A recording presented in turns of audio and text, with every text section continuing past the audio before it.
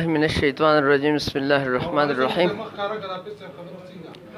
وقال الله عز وجل في محكم التنزيل وكان حقا علينا نصر المؤمنين صدق الله مولانا العظيم وصدق رسوله النبي الكريم. زمونږ خو مقصد په دې معاشره کې صرف او صرف د مظلوم امداد کول دي.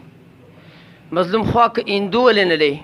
او ظالم که کعبه امام ولې نه دی، موږ یې مخالف او مظلوم که هندو ولې نه دی. په دې وخت کې بیا د فرقې او د مذهب خبره نه ده. زموږ خو صرف او صرف مقصد دا دی چې مظلوم په دې معاشره کې وخاندي او کم از کم اوښکې پاکې شي. خو زمونږ په دې معاشره کې یو غټ مصیبت دا دی چې اثر رسوخ والا خلک دی، ته بر ځان خبر هم نه یو پتا به تین پیو مخکې لګولي. الحمدلله د دې موجوده ډي سي صاحب سره موږ د ډېر زیات احسان مني. هغه ورځ یو عجیبه کار شوی دی، موږ ځان خبر نه تین پیو زموږ خلاف شاور کړې وه. بیا ډي سي صاحب ته ویلي وو موږ د که څومره شکریه ادا کولی شو دا کمه ده، نم په نسب دی نم په قام دی، ناصر رسوخ دی، هسې خدای په موږ مهربانه کړی دی. یعنې اوس په خدای خبر دی ډېرو په جیل کې پراته وو، نو دا لږ خامخا په کار دی چې سړی د ځانه خبر هم نه او تین پیو پې لګېدلي او د بچي در بدر خاورې په سر